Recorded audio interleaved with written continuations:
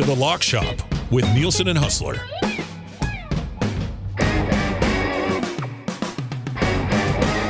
What is up, Lock Shoppers? Welcome to the Lock Shop here at Edmonton Sports Talk. Clear choice for Edmonton Sports, presented by Play Alberta. Iwanyk in for Dusty today as he's off in Calgary, as there will be Bombers and Stamps to kick off Week 5 of the Canadian Football League. It's the Stampede Bowl. It's just called the Stampede Bowl. The Stampede Bowl. The trophy is up for grabs tonight as they'll kick off Week 5 of the CFL. As I said, Huss will stop by momentarily. Thank you to everyone for tuning in live on EdmontonSportsTalk.com. Tune in, iHeartRadio, Apple Music, watching on YouTube, or listening to podcasts wherever you get your podcasts. Quick thank you from EST to all of you as Izo was sitting down to do the Lock Shop. Oh, no, we're down one. We're down one, Trev. No. I can't say it right now. Okay, I'm going to hold off. Please hit that thumbs up button. Please hit that subscribe button. That's all I want to say on that one. And then maybe I'll have to get to it a little bit later. Want to give you our promo codes for the month of July. YEG50 continues. When you deposit $5 or more, you'll get a $50 free sports bet. That is even for new and existing members. I got my $50 free bet yesterday into my account. I'll see where I'm going to play it. I think I know where I'm going to play it. Maybe on the Elks this weekend. Also, EST Sports, when you deposit 50 or more, or 20 or more, sorry, when you deposit 20 or more, you'll get 50 into your account. It won't be a $50 free bet. It'll be 50 into your account. It's not money you could just take away immediately. It's a rolling one. You'll have to go put that down and bet on that, but you'll get $50 free money to bet on with sports if you deposit 20 or more. Download the app or head to playalberta.ca. It is the start of Week 5 of the Canadian Football League. As I said, Stamps and Blue Bombers. We've got Toronto and Hamilton. We've got Montreal, BC. And then ends with Edmonton at home against Ottawa, with Edmonton, the last team looking for a win this season. They'll try to do that against Ottawa. I'll have to watch the injury reports a little bit on that one. I know Drew Brown was limited yesterday, so we'll see if he's going to be good to go, although it does kind of look like we're inching towards Drew Brown being the starting quarterback for the Ottawa Redblacks. Let's bring him in right away here.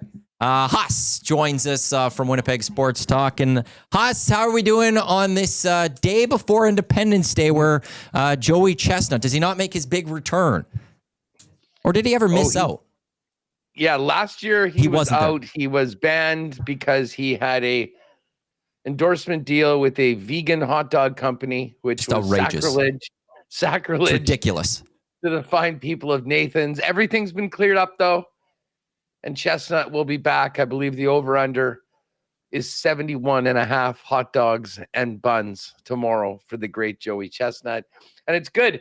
It's giving me something to focus on along with this Bomber game tonight, as opposed to this crazy drawn out free agency period for Nikolai Ehlers, where everyone in Winnipeg just expecting the bad news any minute. What's the latest that you've seen or heard when it comes to Nikolai Ehlers? Is it the fact that this is drawn out more, just feeling like it's just he's picking the spot that he's going to, or like what do you make of this, and what's the latest you've heard on it? I mean, listen, he's a pretty thoughtful dude, and I think the nature of this market, in that he is the belle of the ball. He's got a bunch of teams that are going after him. He really can exhaust, all the time that he wants, really. It does seem, and again, we heard this yesterday from a number of insiders that we were going to find out yesterday. They basically saying the same thing today. And apparently it's going to be announced by his new team as opposed to the player or anything like that.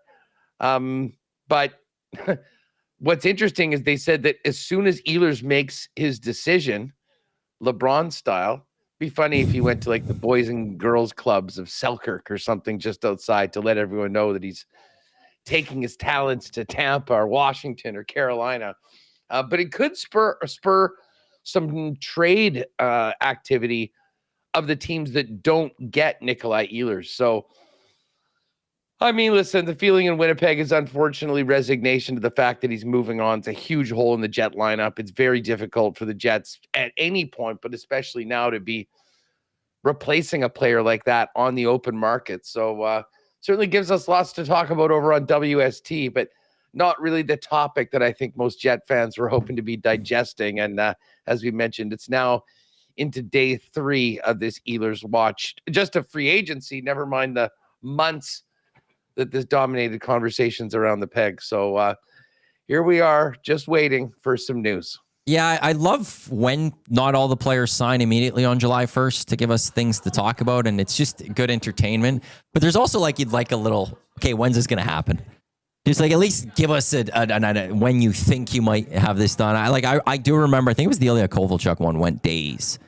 You know, when he ultimately signed with New Jersey, I think that one went, if not maybe a week or so, where he wasn't signed. It was like, hey, well, like, are you signing or not?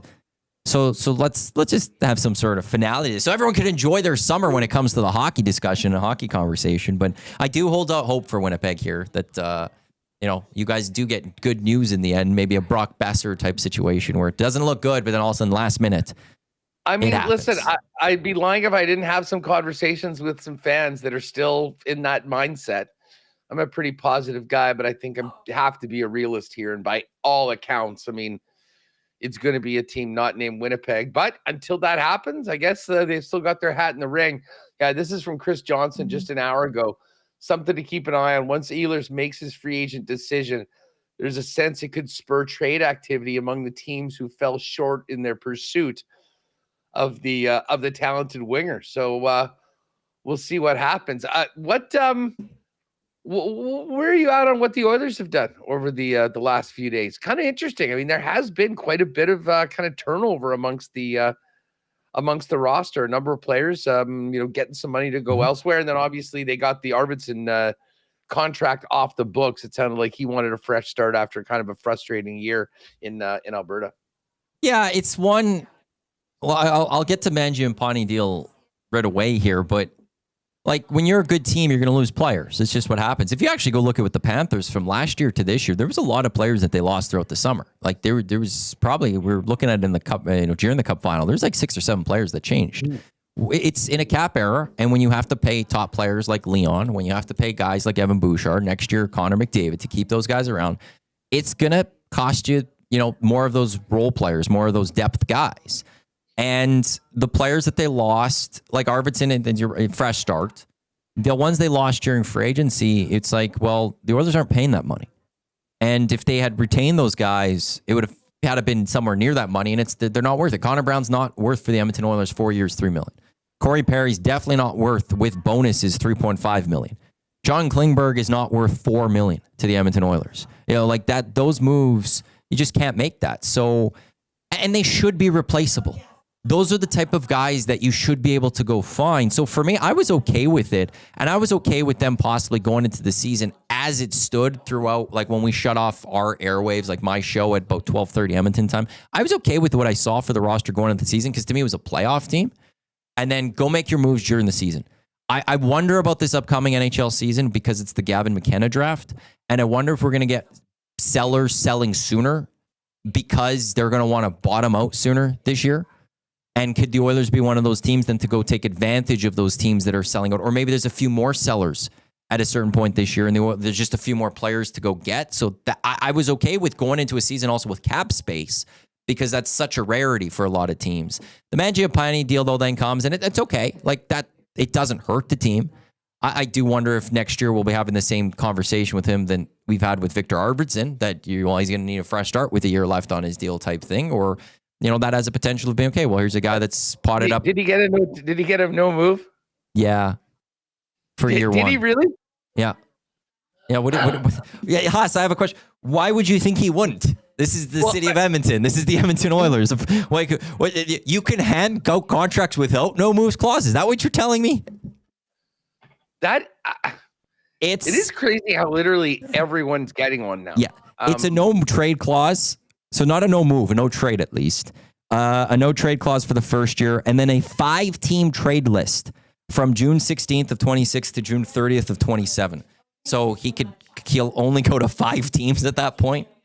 The Oilers have 1, 2, 3, 4, 5, 6, 7, 8, 9 guys on their roster with some sort of trade protection. So yeah, no, he got one. He got one. Don't worry, Huss. The Oilers handed it out. You don't have to be worried. What about Frederick? He got one for sure on an 8-year deal. Yeah. He got one. I think if it worked out, it was like The first 4 years is a no move clause. Years 5 and 6, I think it's like a 10-team trade list or something. And then the 7 and 8 are like a 16-team trade list. But for the first 4 years, no move. So yeah, he got one. They just couldn't give one to Evan Bouchard because he's an RFA, and RFAs aren't allowed to get them. So they were lucky on that case. They were forced to not give him one. They weren't allowed to give him one, so they didn't have to worry about that one. But so Mangiapane got. But in the end, so like for the Oilers roster, like there'll be some movement. They'll have some cap going into next season. I'm okay with where it is. When you have Connor McDavid, when you have Leon Draisaitl, you should at the very least be a playoff team. We'll see what moves they make this year. And also, like Tom Gazzola is throwing it out here. Next year might be one of those years where the Oilers take a dip. They're not cup finalists. It's hard to get to a cup final. It's not easy. And they've done it back-to-back years. And ultimately, one team wins. So there's a lot of people that are upset. Like, well, if you don't win, it's a failure. Well, like, ultimately, one team does do it. But then they have cap space the year after. So then, like, that's the year where maybe it's see what happens this year, but then it's full load up the year after. So I'm okay with what happened with the Oilers because I also just didn't see an alternative. Like, I don't know how they should have replaced Corey Perry or Connor Brown with the cap space that they had. Like, they're just I'm okay not spending on July 1st because that's where you get into your mistakes, such as what the Oilers did last July 1st when they spent money. And everyone thought that they had such a great July 1st. And then we're looking back and going, well, no, it didn't help you out and things happened because of it. So I'm mostly okay with what the Edmonton Oilers did this summer. And in the end, the big move is still going to come. Connor McDavid, I'm still certain, will sign his extension of this summer. In fact, I think actually the biggest thing is Glenn Gulutzon to Dallas. That was maybe the biggest thing that happened against the Edmonton Oilers this past week. Listen, the McDavid contract trumps everything with this club. And I do worry if they don't get that done in the offseason, and this is something that sort of drags into next year, and they do take a step back, which is why I think there's a real level of urgency to do it. But are you with me? Like, I think when we hear about this extension for McDavid, I'm thinking it's going to be 2 or 3 years. Oh, I would think if it's short, I would think it's like 4 or 5. Well, how old is he? Connor right now is 28. 28. So yeah. Take you to 32. The reason why I say 2 or 3, like if that takes him, and I mean, it'll be whatever he wants.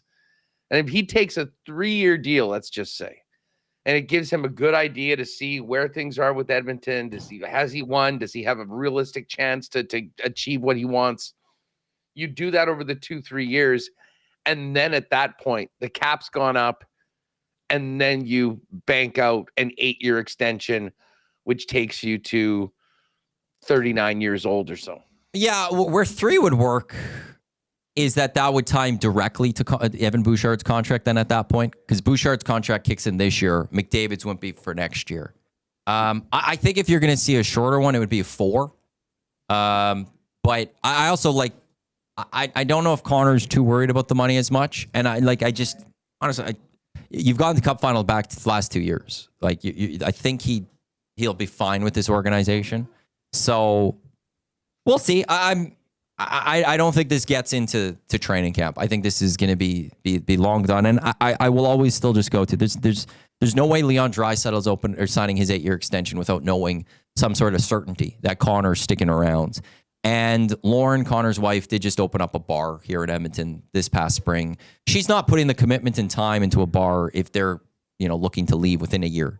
Maybe more so, 3-4 years, if that's the type of extension. But he will still be an Edmonton Oiler next year, and he'll be an Oiler for the few years after that, I am sure. Let's get to the Canadian Football League, where it is week 5. This line started. Do you remember what the line was, Bomber Stamps, at the start of the week? Dusty was it 2.5 or 3.5? I mean, I saw it as 3.5. I heard somebody say they saw 3. I heard a couple of people say they saw it higher. I thought, because now that I think about it, Dusty was asking me what I thought the line would be on Monday. And I was thinking it would be in and around 6.5, and it was 3.5. So it may have moved at a couple places. I've got 5.5 now for the Bombers. Really? That's what I'm saying. The Bombers minus 5.5. And that's changed since yesterday. I just couldn't remember where it opened, whether it was 2.5 or 3.5. But it is now minus 5.5. I'm assuming that partly is Brady Oliveira He's returning to the lineup for the Winnipeg Blue Bombers as they look to add to their trophy case with the Stampede Bowl. What do you make of this matchup tonight between your Bombers and the Calgary Stampeders? Well, first off, I'm fired up that it is the Stampede Bowl. We've all dreamed of this.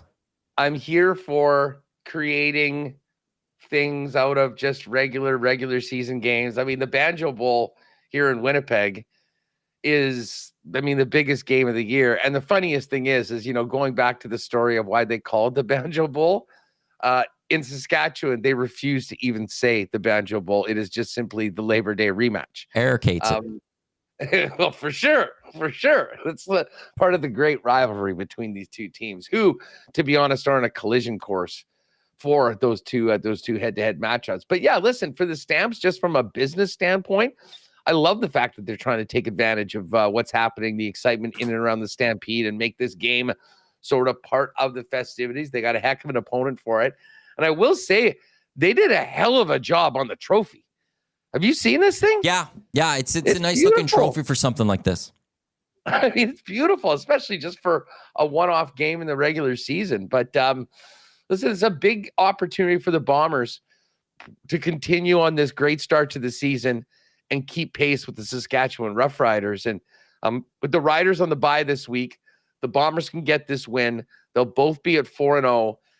And there is a path to potentially have these teams both undefeated at the end of August, heading into September when they play. Now, a long time, highly unlikely that will happen. Though that would be an interesting prop to get up. I wonder what the odds on that would be right now. The likelihood of two undefeated teams playing in Regina in Labor Day. I'll do some digging on what that would be. I'll say this right now, just looking at the schedule as we go going towards it, they each have Montreal. That, to me, is the big one, is what does Saskatchewan, what does Winnipeg do with Montreal? If Davis Alexander's there, that's the threat. But beyond that, I don't think there's a team. I think both those teams are absolutely the favorites in every other game before Labor Day. Yeah, now the Bombers are going to get the Argos back-to-back at the end of the month. I imagine Chad Kelly will be back at that point. So they said week 7 weeks he'd be out. So week 8 is that return, but it's also, he's going to be rusty. Yeah, it'll probably still be, he'll still add a lot to the team. And again, they go at it in Toronto on the 26th and then right back here in Winnipeg just a few days later on the 1st of August. And then another game? They've got Bombers have 3 games against Calgary, 2 against the Argos. That's their next 5 games. Again, just a bizarre schedule for Winnipeg. And then Redblacks in Montreal. And yeah, that absolutely is going to be a really tough one. And then kind of a long week before going at it in the Labor Day game and then the rematch back here in Winnipeg. What about the Riders? What's their schedule? Let's see here. And they've got the Elks. They've got the Lions. They'll have the Stamps in there.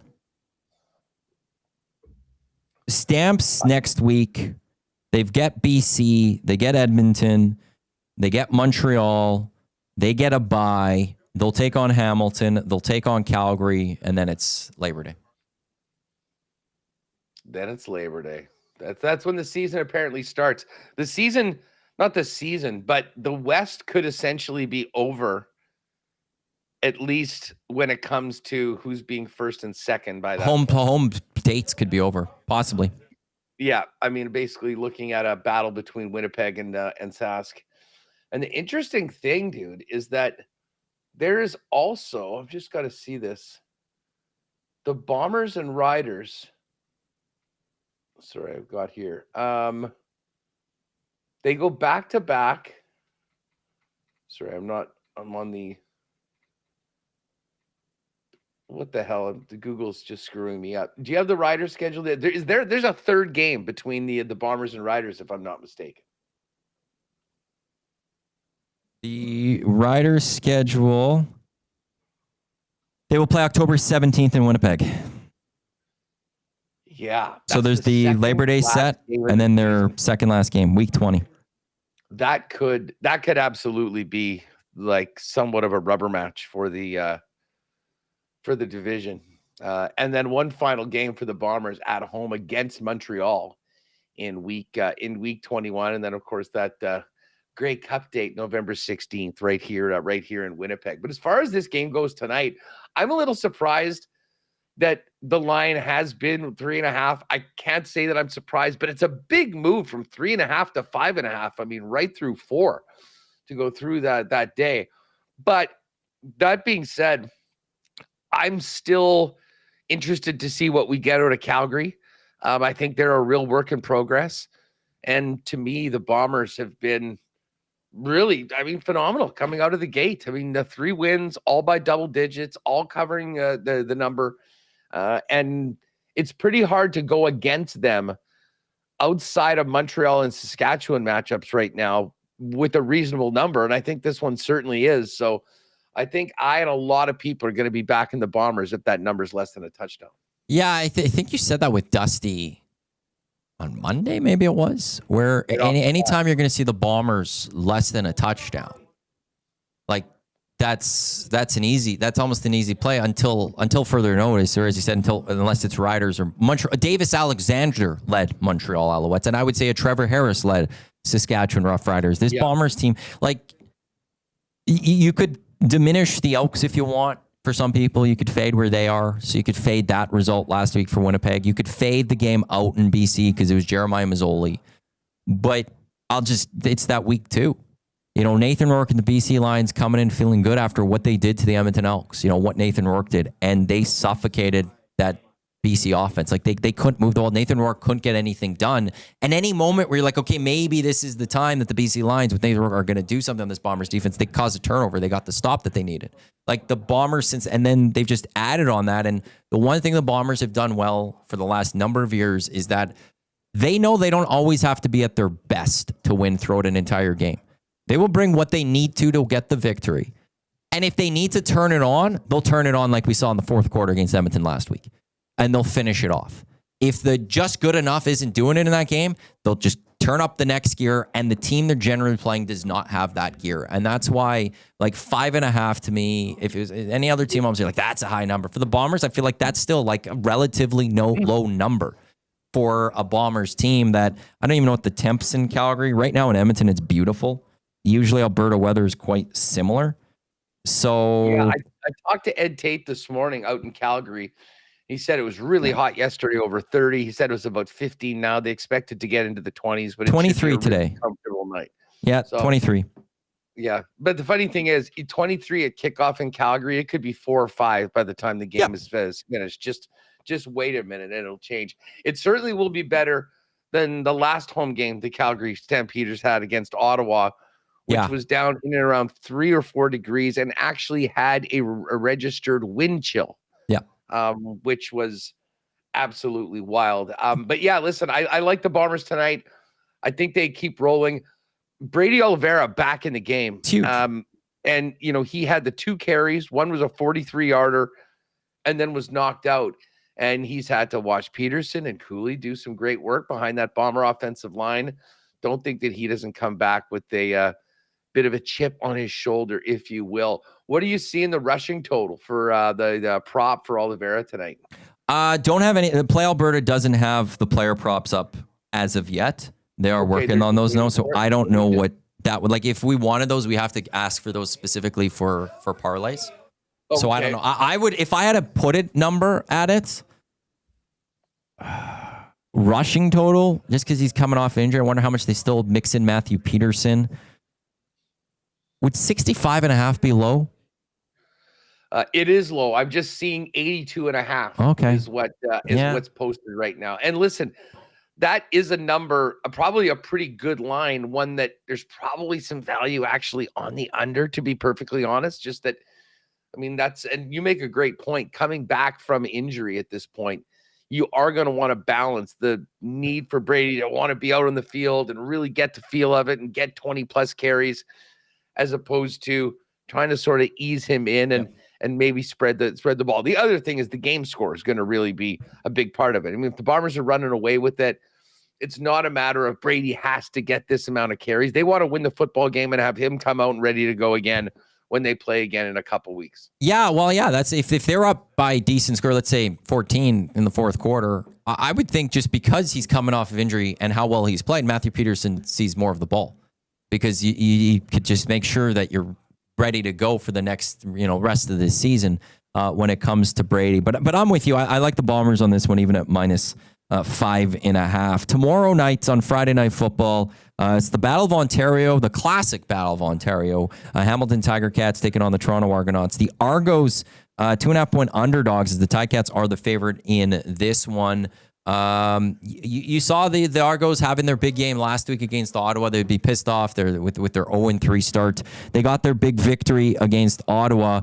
But also Ottawa with their big, they made mistakes and they were big ones and costly ones in that football game. What do you make of Ticats and Argos, who will still be led by Nick Arbuckle?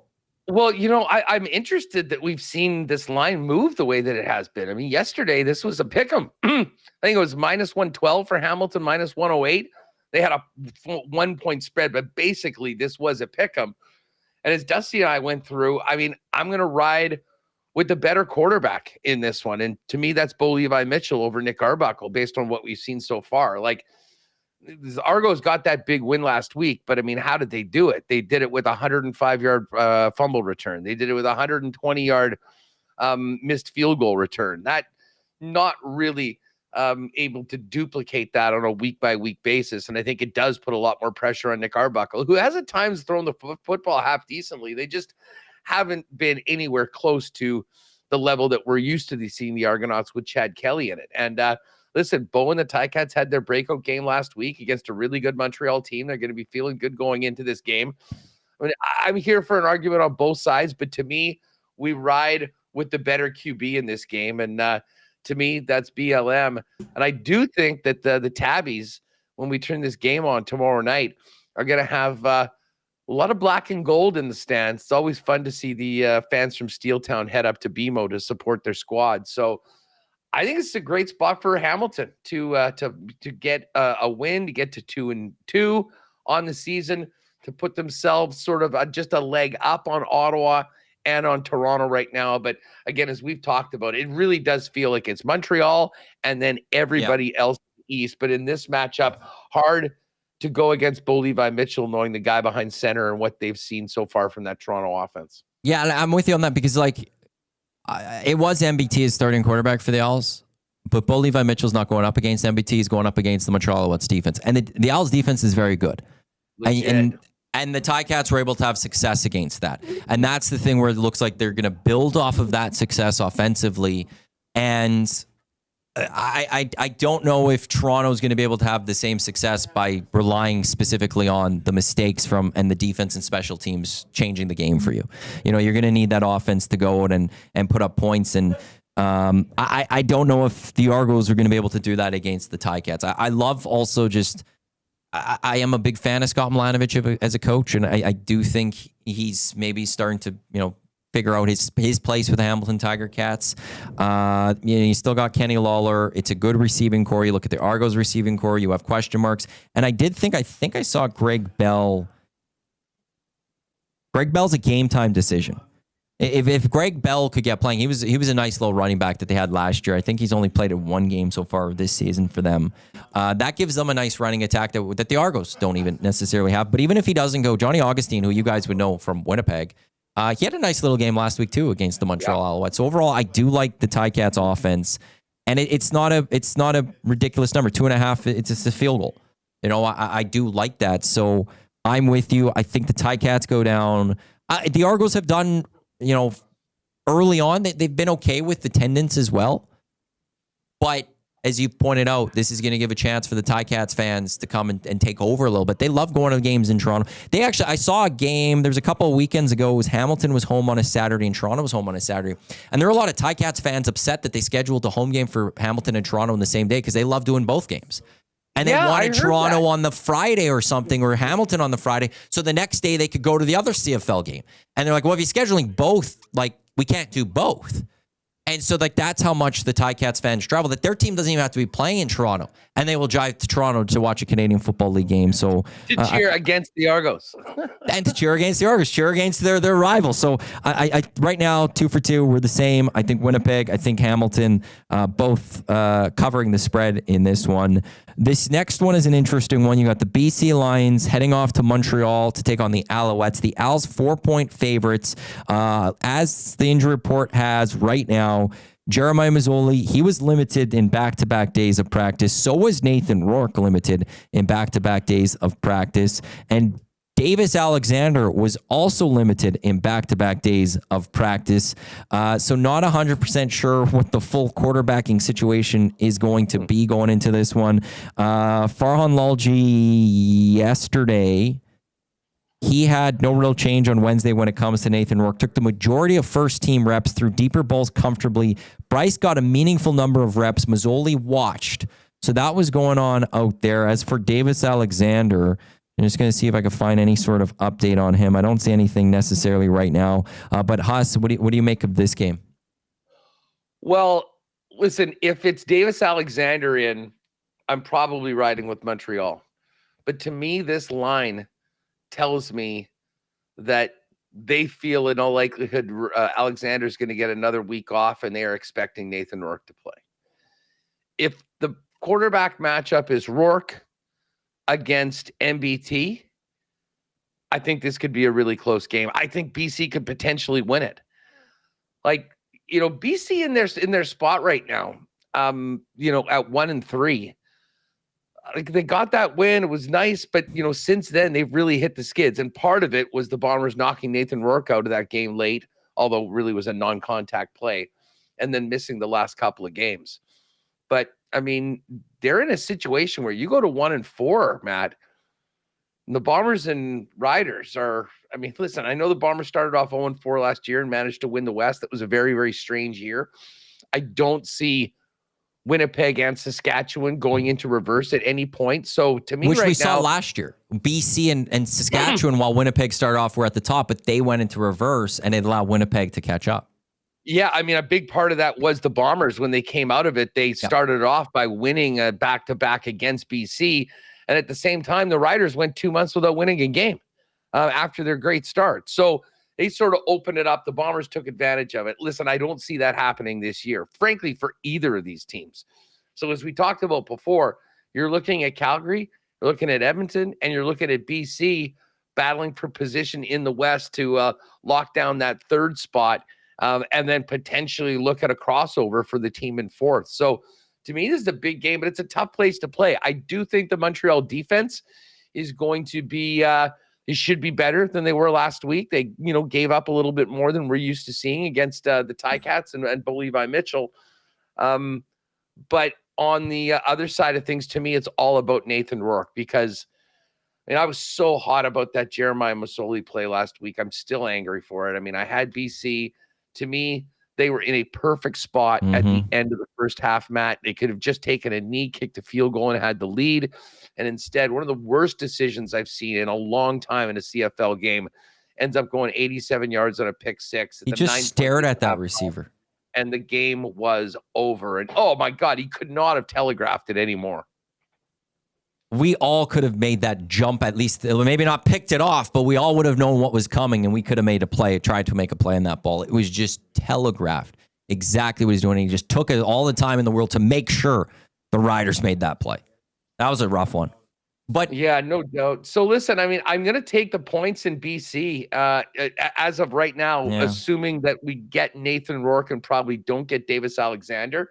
But like I was talking with Jeff Hamilton when we were going through some of our picks yesterday on CFL 110 and putting something together, I think if you're looking at a 3-gamer for this week, the uncertainty around the quarterbacks makes this one the one to keep out of it, because there's a potential on a massive swing when it comes to the spread before game time based on availability of the quarterbacks. And obviously you got two of the best in the league in Nathan Rourke and Davis Alexander, but both with question marks before them. So it's pretty hard to really emphatically make a pick on this one until we have some clarity as to who's chucking the ball. I fully agree. Like I have a 3 play on my bet slip right now that I'm looking at, and it's not Lions and it's not Owls. Like one thing, imagine if this was Nathan Rourke versus Davis Alexander. What a matchup that would have been for a Saturday night. Like, it's a shame that we're not getting that right now, because that would have been a marquee matchup. Two great quarterbacks going at it. If it is Nathan Rourke or no Davis Alexander, I do like the Lions to go on and beat Montreal. I know Montreal's home, and it is difficult, especially to go from the far west coast to Montreal and get that victory. But I just know I'm not sold on MBT. They were in Hamilton. They couldn't get it done against the Tiger Cats. I would like Nathan Rourke with that receiving core to find a way to get it done. But you're right. It's the uncertainty. And last week, Nathan Rourke was listed as a game time decision. He was listed on the depth chart. As we're going into that game on Saturday, it's like, okay, well, maybe he is going to play. And on the flip side, they didn't have Trevor Harris on Saskatchewan. So it was like, okay, this is the play to go with. But then it flipped, and it was Jeremiah Masoli starting. And I wouldn't want to get on that in that situation again. And it doesn't look like it's going to be Jeremiah Masoli. If it's Chase Bryce, give me Montreal all day, any day. The 4 points is an easy one to go with. So I right now, when it comes to any sort of picking, I can't do it until 30 minutes before kickoff, because I need to see who's the starting quarterback. If it's Nathan Rourke versus MBT, I'm taking BC. If it's Nathan Rourke versus Davis Alexander, I'm taking Montreal. If it's MBT versus Chase Bryce, I'm taking Montreal. There's just so many different options on this one that I'm with you. I'm staying away from that. But it's also one of those two, if once they announce the quarterbacks, if the lines are still up, move quick. Is it right? Yes. Because you're going to want to try to beat those odds makers a little bit. There's maybe a play to be had as soon, be watching those warm-ups, be following Twitter, because the moment something's announced, there might be some sort of play where you could take advantage of the market where it is, I would say. But I'm fully with you. It's one to kind of just stay away from. But gut to me, as if it's going the way you've laid it out, and Rourke versus MBT, I would take BC. I wouldn't even need the points on that one. I would probably just take them straight up money line, plus 149. This week will end in the CFL here in Edmonton, as the Edmonton Elks will be hosting the Ottawa Redblacks. The Redblacks with their first win last week against the Argos. They come in as favorites to Edmonton minus 2.5. Does that surprise you that the Redblacks are the favorites in this one? Well, not really. I guess they got their win. And listen, the word is that Davis Alexander's been taking reps with the ones, and I think that is Drew Brown. Drew Brown. Yes, excuse me, mixing up my Redblacks and Alouettes. Drew Brown getting back behind center, I think, is a huge boost for Ottawa, and that is what has moved that line. That being said, Matt, that does not change my opinion on this game. This is the Elks game to win. They have to win this game. And I think they've got it. I think they have the ability to do exactly that. You said when we were on the program last Friday afterwards, can you take moral victories out of the Bomber game? And yeah, listen, I think they played well. They got back into the game. The Bombers did what the Bombers do in that fourth quarter, but it showed that the Edmonton Elks are able to hang with one of those top teams. Well, guess what? Ottawa isn't at that level. And, in a lot of ways, a win would get Edmonton right back into things in that second tier in the West. I don't even want to think about what your shows would be like if they can't get this done. Because if you look at the schedule, it ain't getting any easier. But the first one often is the toughest one. And they have to avoid 0-4, 0-5, 0-7, like we've seen in previous years, before finding a way to start getting some wins in the second half of the season. So to me, there's a level of desperation and urgency that we should see in the way that the Elks are playing. And I think they'll be ready to go. I don't mind that they're a little bit of a home dog. I don't even care about the point spread right now. Love the fact that we're getting plus money on Edmonton at home. And I will be riding with the Elks, and I'll be putting those in a couple of weekend parlays in the CFL as well. I've been months said that this team might start 0-3, but then they'll go 1-3 because they'll beat the Ottawa Redblacks. But I'm at this point where it's like, this is a must win of the season. I don't care that it's week 4. This isn't the Bombers team, where you 0-4 last year. Look what you guys did. That's not who the Elks are right now. If you can't beat the Ottawa Redblacks in this game, and this is how it's, you're taking on, and Drew Brown may be back, sure. but they played last Sunday. You played last Thursday, so you had more time to rest. They have to travel from Ottawa to your hometown here in Edmonton. You are coming off where there were positives to build off of from that Winnipeg loss. Like, it's one of those situations where you can improve. And week after week, they have improved. But if you then can't go beat Ottawa, tell me who you're going to beat on the schedule, Edmonton. Like, who are you going to go get victories against? Because if it's not BC, and if it's not Winnipeg, and it's not Montreal, and it's not Ottawa, can you really sit there and expect Montreal or Hamilton? Can you expect, Calgary? Like, I don't think that there are many wins. And I will go from my complete flip side, where before the season I was very optimistic about this team, predicting 10 wins, and I'm still will stick with that if they win. But if they lose, I think we're talking about maybe 3 wins, maybe 4 wins, because I just don't know where they're going to get wins on the schedule. That's the problem. And the questions will come up, and rightfully so. Some people don't want them, but I've talked and I'm a big Trey Ford guy. But if he loses this one, the questions will come up of when does Cody Fajardo get his start then? And they should. Because at some point, as much as you're trying to develop the guy, you also now have to start winning some football games. And if he's going to be the guy, then you got to go do it against a team like the Ottawa Redblacks, where things are set up in many ways for you, the Edmonton Elks, to go get this victory. So I do expect the Elks to be hungry. I expect them to be fired up. I expect them to be ready to go in this one. And the one thing on the flip side is Gino Lewis is coming back to Edmonton. I think Gino Lewis would love to have a game on Sunday. He would love to get a couple of touchdowns. He'd love to get over 100 yards against his former club in this one, especially, towards his general manager. So he is going to be fired up. And the Elks secondary has really struggled this year, especially against big, deep balls. But I do expect that after this mini bye that they've had this week, that they will be ready to go, that Trey is going to improve on what he had last week, that Jordan McSimic is going to improve on his game calling, and they're going to find a way to get this one done. So the plus money on this is just a nice value for the Elks, I think, going into this one. But if they lose, Haas, that post-game show is going to be something else. Because there is no way you could do moral victory on Sunday. I don't care how there is no way you could talk about, wow, they improved again. No. You got to get a victory. It's time to get a W, because with the way we've also projected this week, you could be tied with BC.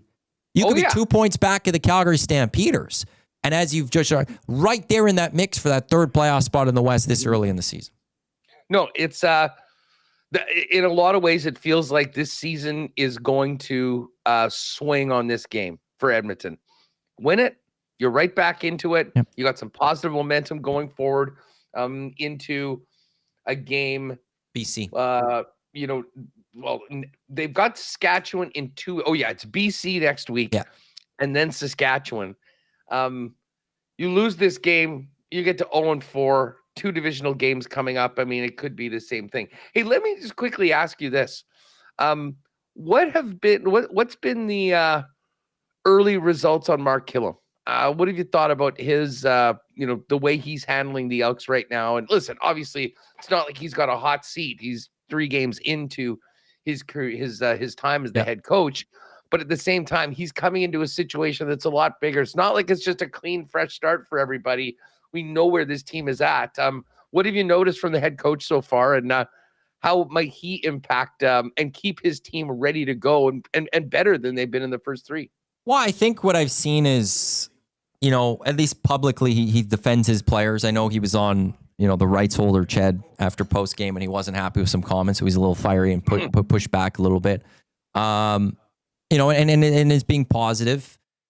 I think we've seen improvements on special teams. He's not the special teams coordinator. That's Dimitri Maxey, but that he has his hands in special teams given what he did for so many years with the Calgary Stampeders. And I've already seen just an improvement with the special teams.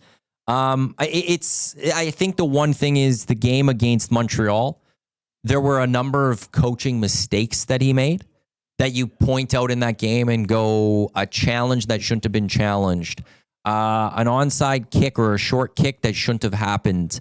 There was one more thing that happened before, he miscounted his timing. There was a few things that happened and you're like, coaching errors helped them lose that game. And that's a rookie head coach being a rookie head coach.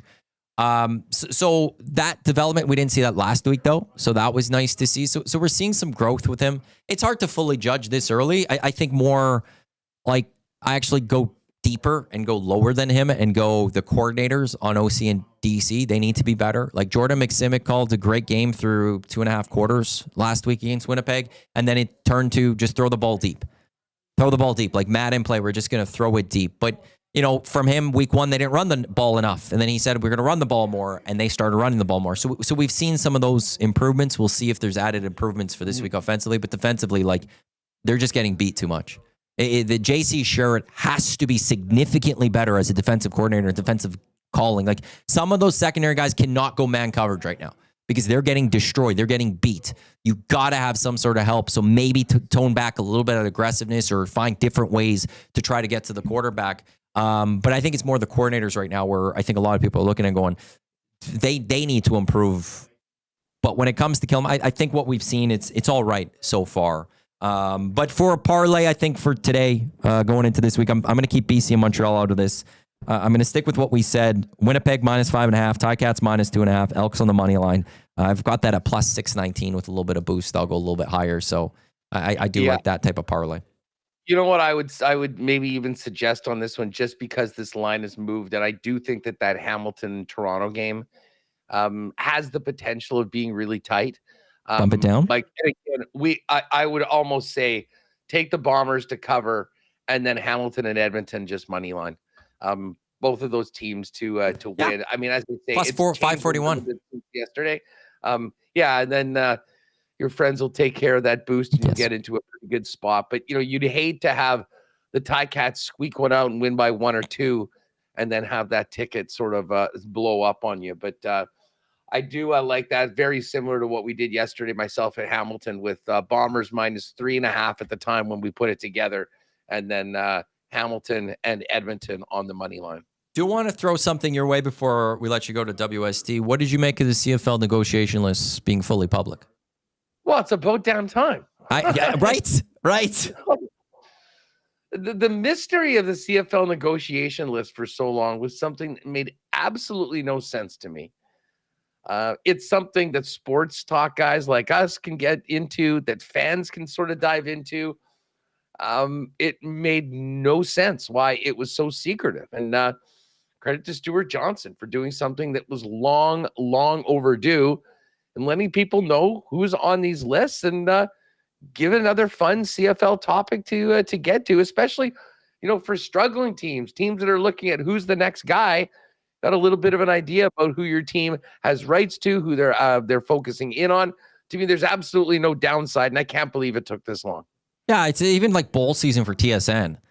You got Rutgers playing. Well, here's, this guy who's on the Elks neg list, and the Rutgers, they're taking on you could just promote the CFL game. And if you're, hey, maybe one day this guy will come.